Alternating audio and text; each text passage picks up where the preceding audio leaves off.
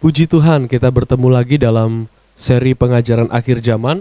Dan untuk sesi ini kita akan belajar tentang identitas dan cara pemerintahan antikristus. Pada sesi yang sebelumnya kita sudah sedikit masuk pada pengantaran tentang antikris. Dan sekarang kita masuk pada yang lebih dalam lagi mengenai kepribadian atau identitas antikristus. Sebelumnya kita akan berdoa terlebih dahulu.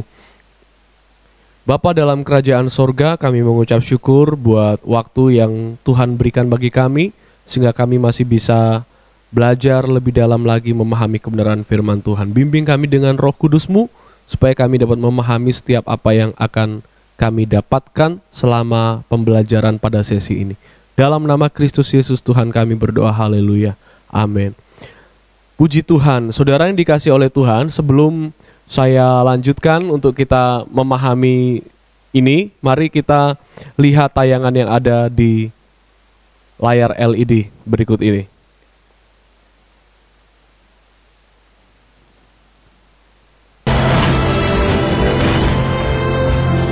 Ya, kalau saudara melihat, ini adalah film ya, buatan dari tentunya seorang sutradara, membayangkan bagaimana terjadinya peristiwa di akhir zaman ya. Kita melihat di situ ada berbagai macam kekacauan yang terjadi.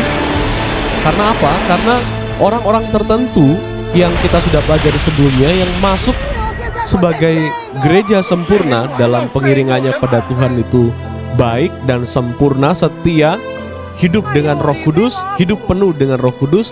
Mereka akan disingkirkan oleh Tuhan ke padang gurun. Nah, ketika disingkirkan, maka tidak semua orang akan ikut disingkirkan. Kemudian tidak semua Kristen juga akan disingkirkan. Dan dalam satu keluarga, mungkin dalam sebuah hubungan suami istri, mungkin tidak keduanya turut disingkirkan. Ini semua tergantung dari apa yang dikerjakan masing-masing ya. Keselamatan itu ditanggung oleh masing-masing. Dan tentunya masalah proses penyingkiran ini pun tergantung dari apa yang kita kerjakan untuk Tuhan. Jadi kita tidak bisa nitip kesetiaan kita ke orang lain. Kalau yang setia itu istrinya, ya yang setia, yang dianggap setia itu istrinya. Kalau yang setia suaminya, yang dianggap setia adalah suaminya. Nah, begitulah kira-kira saudara. Nah, kita sambil lihat, kita baca ayat ya, Matius 24 ayat 40. Pada waktu itu kalau ada dua orang di ladang, yang seorang akan dibawa dan yang lain akan ditinggalkan. Karena itu berjaga-jagalah, sebab kamu tidak tahu pada hari mana Tuhanmu datang. Ini sudah sempurna, clear buat kita. Kita wajib waspada yang pertama, karena kita memang harus hidup demikian. Sebagai ucapan syukur kita kepada Tuhan, perbuatan baik, kesetiaan kita ini kita persembahkan untuk Tuhan karena keselamatan yang sudah Dia berikan bagi kita. Yang kedua, kita wajib waspada karena kita tidak tahu kapan pastinya Tuhan datang. Dan saya percaya kita semua berharap mempelai datang ketika kita dalam dandanan yang sempurna tentunya ya. Dan orang yang berdandan dengan baik sampai pada waktunya tiba itu orang yang selalu menjaga dandanannya tetap baik. Mari kita buka di 2 Tesalonika 2:7 sampai 8. Mari kita baca, demikianlah firman Tuhan. Karena secara rahasia kedurhakaan telah mulai bekerja, tetapi sekarang masih ada yang menahan ya. Kita sudah tahu bahwa yang menahan itu ada yang bilang kerajaan Romawi, tapi faktanya sampai sekarang Antikristus belum datang, padahal yang menahan yang kerajaan Romawi itu sudah selesai. Ada yang bilang Roh Kudus, ya tidak mungkin Roh Kudus disingkirkan, karena Roh Kudus itu memenuhi dan hadir di tengah-tengah dunia. Maka opsi yang paling mendekati pemahaman yang baik adalah gereja yang sempurna, saudara. Jadi yang menahan Antikristus ini untuk tidak menyatakan diri adalah gereja sempurna. Kalau yang menahan itu disingkirkan, maka itu waktu itulah si pendurhaka menyatakan diri, saudara. Nah, apa yang menjadi kebenaran Tuhan bagi kita pada ayat ini? ya, kita sudah tahu bahwa gereja sempurna tidak akan pernah bertemu dengan antikristus muka dengan muka. Apalagi diperintah oleh antikristus. Itu sebabnya saya menghimbau kepada kita semua pengikut Kristus apapun gereja dan denominasinya, jangan mudah diombang-ambingkan oleh berita-berita yang tidak jelas akan adanya sistem pemerintahan antikris, sistem pemerintahan antikristus. Hidup saja untuk Tuhan, hidup saja tulus untuk Tuhan, setia berikan hatimu buat Tuhan. Tidak mungkin orang yang memberikan hatinya untuk Tuhan akan direbut oleh antikristus, saudara yang dikasih oleh Tuhan. Tidak mungkin orang yang setia akan diambil, diculik oleh antikristus, menjadi pengikut antikristus, switch begitu saja, itu tidak mungkin. Tetaplah kerjakan keselamatan saudara, pegang teguh iman yang saudara dan saya miliki. Fokus hanya kepada Tuhan. Mari kita lanjut Wahyu 12 ayat 6. Nah, ini bicara tentang gereja ya, yang menahan tadi. Perempuan itu lari, atau dalam artian ini terbang ya. Yang tadi pada sangkakala keempat itu ada burung nasar terbang. Nah, perempuan yang diberi sayap burung nasar ini dilarikan ke padang gurun yang disediakan Allah baginya, supaya di sana perempuan ini atau gereja yang sempurna, yang pengiringannya itu baik, yang pengiringannya itu sempurna, di sanalah gereja ini dipelihara jauh dari tempat ular itu. Ya. Dan perempuan itu di sana selama 3,5 tahun. Ada banyak keterangan yang berbeda-beda bahasa. Ada yang menyebut 42 bulan, ada yang menyebut 1260 hari, ada yang menyebut 1 masa, 2 masa, dan setengah masa. Tapi ketiganya ini merujuk pada waktu yang sama, yaitu 3,5 tahun. Ketika gereja yang sempurna, gereja ini tidak bicara tentang sinode, gereja sempurna tidak bicara tentang denominasi, gereja sempurna tidak bicara tentang aliran tertentu. Gereja sempurna adalah orang-orang percaya Kristus yang hidup untuk Tuhan dan senantiasa dipenuhi oleh Roh Kudus, meminta kepenuhan Roh Kudus, hidup takut akan Tuhan. Itulah yang disebut gereja sempurna. Jadi ini keluar dari batasan-batasan sinode yang dibuat manusia. Gereja sempurna di mata Tuhan adalah orang-orang yang hidup oleh Roh, hidup dipimpin Roh, hidup dipenuhi Roh. Nah, ketika gereja ini atau orang-orang percaya ini disingkirkan oleh Tuhan, maka ada orang-orang percaya lain yang tertinggal. Kita sudah lihat ilustrasi yang sudah dibuat oleh Tuhan Yesus pada sesi yang sebelumnya. Ada di situ hamba yang sudah tahu akan kedatangan Tuhannya tapi tidak mempersiapkan dirinya.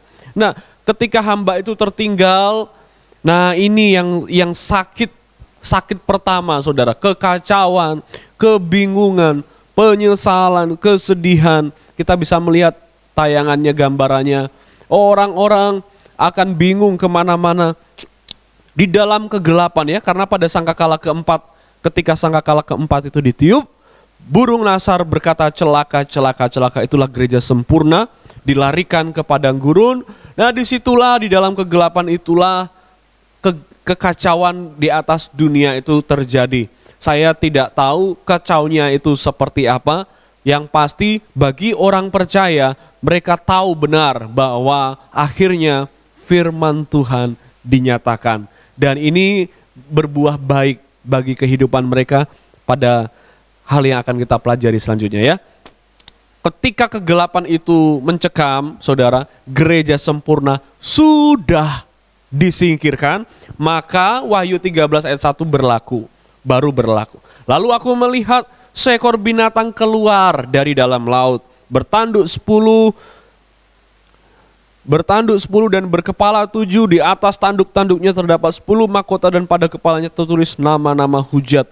Binatang yang kulihat itu serupa dengan macan tutul dan kakinya seperti kaki beruang dan mulutnya seperti mulut singa.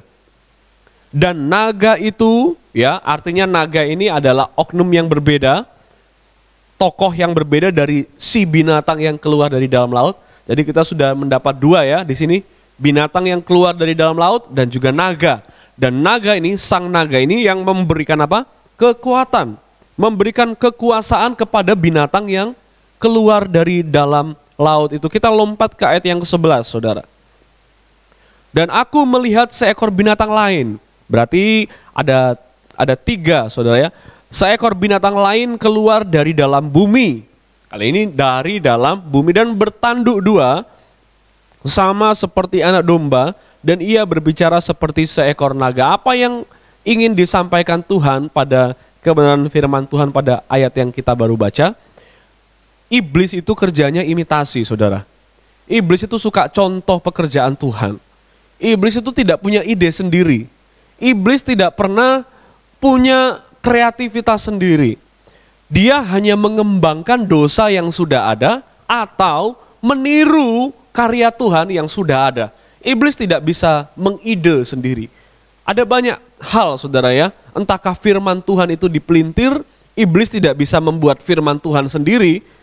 Makanya kita harus waspada, saudara, karena firman Tuhan yang datang dalam tanda kutip ya, firman yang datang dari iblis itu seperti sama dengan firman yang datang dari Tuhan. Karena apa? Iblis tidak membuat versinya sendiri. Iblis hanya meniru, tetapi sedikit saja dikoreksi, itu sudah mengubah tujuan firman. Dan sangat berbahaya kalau kita tidak waspada dalam mendengar firman Tuhan yang dipelintir oleh iblis. Bukan hanya firman Tuhan, tapi juga struktur pemerintahan yang dimiliki oleh Allah, yaitu Allah yang Tritunggal, Allah Tritunggal yang Esa. Ketritunggalan Allah ini juga ditiru, saudara, diimitasi, dikopes gitu ya dari Allah, ditiru, dipraktekkan oleh iblis. Maka iblis ini membangun suatu struktur yang saya pernah dengar seorang teolog bilang adalah struktur yang disebut Tritunggal iblis. Nah, Tritunggal iblis ini meniru Tritunggal Allah sekalipun sangat jauh sekali dan sangat tidak sempurna. Ya, di situ dalam Tritunggal iblis kita melihat naga itu adalah si iblis itu sendiri yang memberikan kuasa kepada binatang dari laut yaitu antikris. Kemudian memberikan kuasa dari binatang yang muncul dari darat yaitu nabi palsu. Orang-orang ini punya karisma, orang-orang ini pandai, dan orang-orang ini punya mujizat.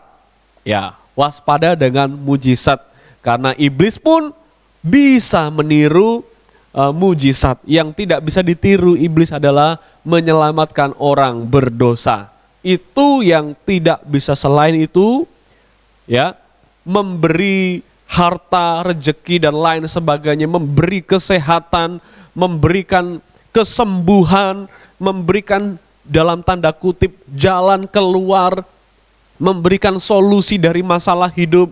Iblis bisa melakukannya. Itu sebabnya, saudara, kita harus benar-benar setia ikut Tuhan dan sungguh-sungguh memahami firman. Kalau tidak, kita akan ikut maunya iblis. Ya, kita lompat saja.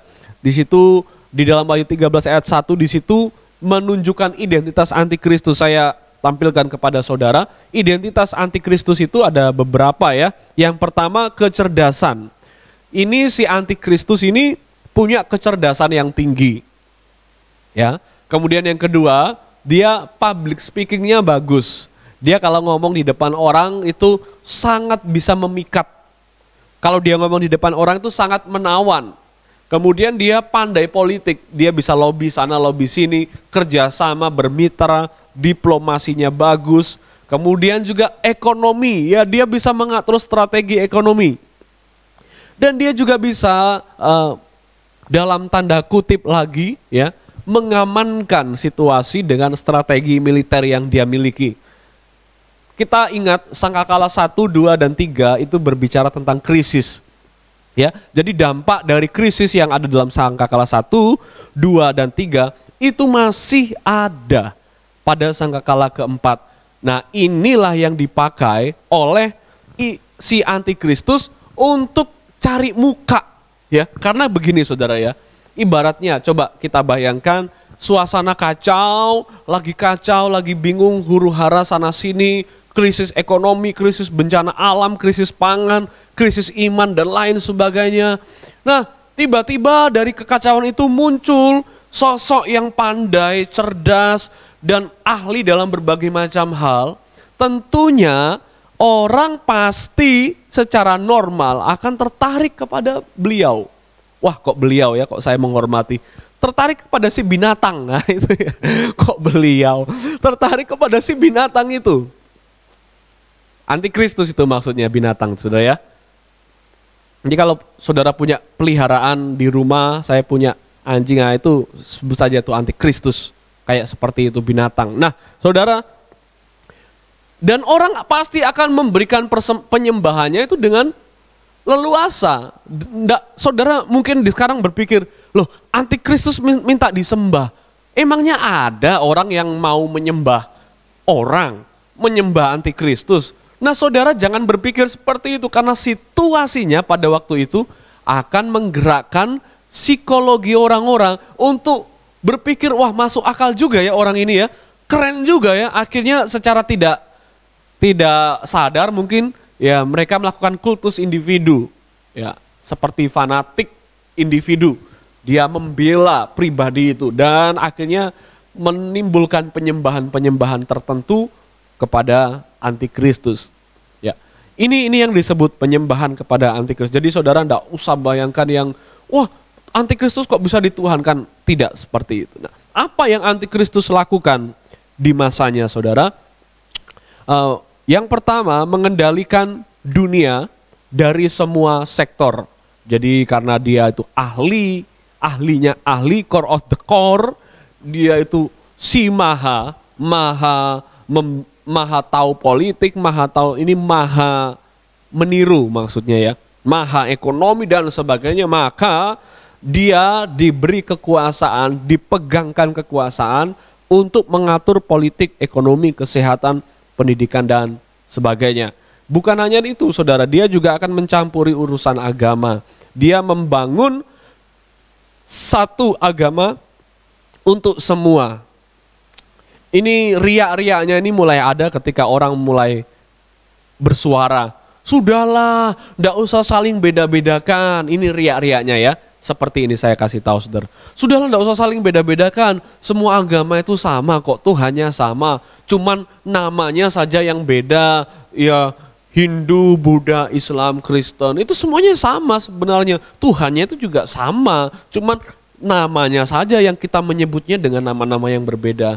Dengan tegas saya mau katakan, dan firman Tuhan teguhkan apa yang akan saya katakan ini, bahwa riak-riak yang seperti itu berbahaya dan bisa disusupi oleh antikristus. Kalau riak-riak ini sudah mulai normal, ya mulai baik, mulai diterima oleh masyarakat, akan sangat mudah untuk antikristus membangun. Tidak usah lagi agama-agama A, B, C, D, cukup satu agama saja. Ya, karena diteguhkan juga dengan orang ini, si binatang ini bisa melakukan mujizat. Jadi kita ini pada waktu itu orang-orang tersebut akan, wah nggak mungkin ini orangnya ini, nggak mungkin ini orang, dia sudah dipakai Tuhan luar biasa, dia jamah sana jamah sini sembuh.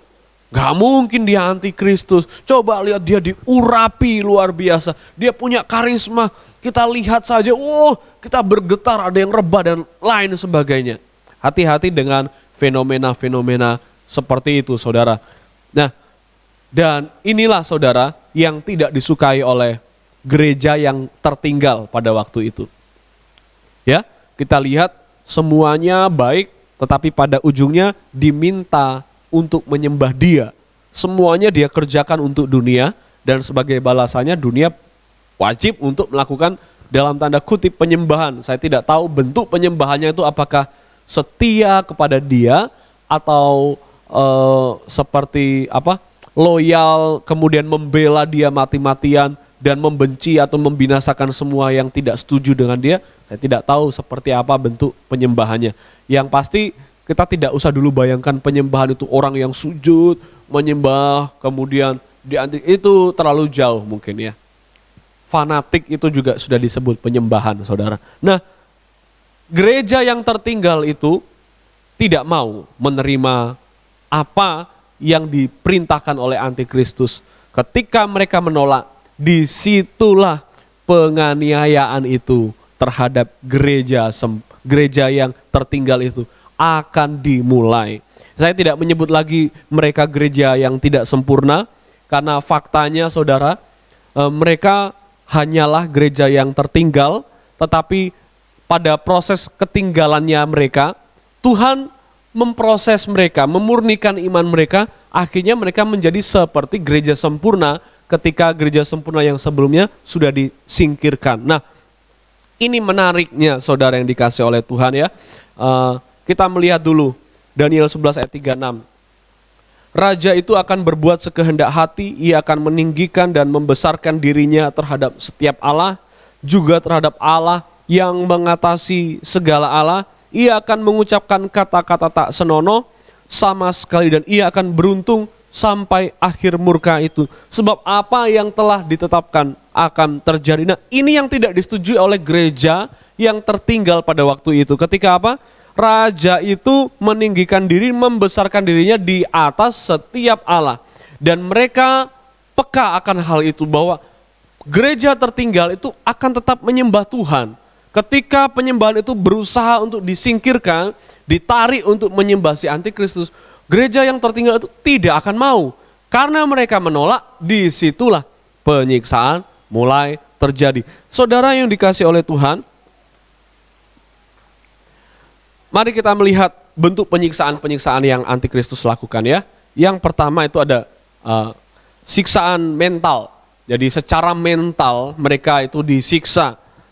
Baru mental, saudara, baru mentalnya. Kemudian secara spiritual, mereka berusaha untuk menegakkan ibadah kepada Tuhan Yesus, tetapi selalu bukan hanya dibatasi, juga dilarang, dan siapapun yang melanggar akan menerima konsekuensinya. Kemudian yang ketiga, mereka pada akhirnya akan mengalami siksaan fisik. Nah, di situ saya tulis GTS itu gereja tidak sempurna ya, atau gereja yang tertinggal. Tidak bisa lakukan transaksi, saudara. Dan kenapa mereka tidak bisa melakukan transaksi? Karena mereka tidak mau sepakat dengan cara antikristus memerintah. Nah, karena mereka tidak sepakat, mereka tidak punya ruang untuk memberi makan perut mereka. Karena semuanya itu ekonomi diatur oleh si antikristus ini. Dan apa yang menarik saudara dari yang penderitaan mereka ini, mereka loh berani, rela, kelaparan demi mempertahankan imannya. Untuk Tuhan Yesus Kristus, mereka mau menyiksa dirinya lapar, haus, tidak bisa melakukan apapun untuk Tuhan Yesus Kristus. Sekarang saya mau tanya pada kita, apakah mereka dulu sebelum antikristus datang, mereka juga mengalami hal itu? Tidak. Dulu sebelum antikristus datang, mereka menuhankan perut mereka. Mereka orang percaya, pengikut Kristus, tetapi mereka mementingkan perut mereka lebih daripada kepentingan untuk Tuhan. Penyembahan kepada Tuhan itu tidak lebih penting daripada mencari nafkah, kerja. Mereka bisa abaikan waktu-waktu untuk Tuhan hanya untuk mencari uang supaya bisa makan dan supaya bisa minum. Mereka dulu tidak berani kelaparan, tapi berani meninggalkan firman Tuhan. Nah, sekarang saudara yang dikasih oleh Tuhan, mereka berani kelaparan dan tidak mau meninggalkan firman Tuhan. Apa yang bisa kita pelajari di sini, saudara? Tuhan sanggup mengubah hati setiap orang. Sangat luar biasa keteguhan mereka. Yang dulu kita sebut gereja tidak sempurna, yang dulu kita sebut, kamu payah, kamu itu orang yang gak setia. Sekarang diubah Tuhan menjadi gereja yang gigih untuk Tuhan. Gereja yang berani lapar secara perut, supaya dapat ikut Tuhan. Nah, saudara yang dikasih oleh Tuhan, ini harapan kita buat setiap kita yang ada. Kalau kita menemukan anggota keluarga kita yang belum baik, kita lihat kisah ini. Mereka diubahkan oleh Tuhan, dan saudara, kita harus percaya bahwa Tuhan bisa mengubah hati setiap orang yang sesuai dengan kehendaknya. Mari kita lanjutkan lagi. Nah, ini adalah dua tokoh yang bekerja pada waktu itu. Antikristus dan nabi palsu, ini adalah dua tangan iblis untuk memerintah orang orang yang tertinggal pada waktu itu. Entahkah itu orang percaya atau orang yang tidak percaya. Nah, dua tokoh di masa 3,5 tahun ini memerintah seluruh dunia dan juga mengatur ekonomi seluruh dunia dan juga membangun agama seluruh dunia dan menggiring penyembahan dari umat Tuhan, penduduk dunia dari seluruh dunia. Makanya begini, satu pemerintah, satu sistem ekonomi, satu agama dan satu penyembahan. Ini yang dikerjakan di masa pemerintahan Antikristus, dan orang-orang yang percaya yang tertinggal pada waktu itu mengalami siksaan yang begitu luar biasa. Mereka dibakar, mereka diikat, mereka dipermalukan, mereka dipukul, mereka ditindas, mereka dihajar habis-habisan, tetapi mereka tidak menukarkan iman mereka hanya untuk Antikristus. Mereka tetap setia sampai akhir. Saya bacakan ayat Matius 24 ayat 21 sampai 22. Sebab pada masa itu akan terjadi siksaan yang dahsyat seperti yang belum pernah terjadi sejak awal dunia sampai sekarang, dan yang tidak akan terjadi lagi. Dan sekiranya waktu itu tidak dipersingkat, maka dari segala yang hidup tidak akan ada yang selamat. Akan tapi oleh karena orang-orang pilihan, waktu itu akan dipersingkat. Kepada setiap orang percaya, mereka yang gigih untuk Tuhan, mereka tidak akan tersiksa selama 3,5 tahun. Tuhan akan mempersingkat waktunya. Saya kasih kata-kata yang terakhir, saudara, untuk kita renungkan bersama-sama. Jika Injil Kristus itu hanya kita terima setengah hati, maka setengahnya lagi adalah penghakiman dari Allah. Dan penghakiman yang dari Allah itu akan merebut setengah dari hati yang saudara berikan kepada dunia ketika Antikristus belum memerintah. Selama Antikristus belum memerintah, jangan kasih setengahnya saja untuk dunia dan setengahnya untuk Tuhan. Berikan hatimu sepenuhnya buat Tuhan, karena itulah cara terbaik kita mengasihi Allah. Kasihilah Allah Tuhan Allahmu dengan segenap hatimu, dengan segenap akal budimu, dengan segenap kekuatanmu. Setiap kita yang percaya kepada Tuhan, kita sering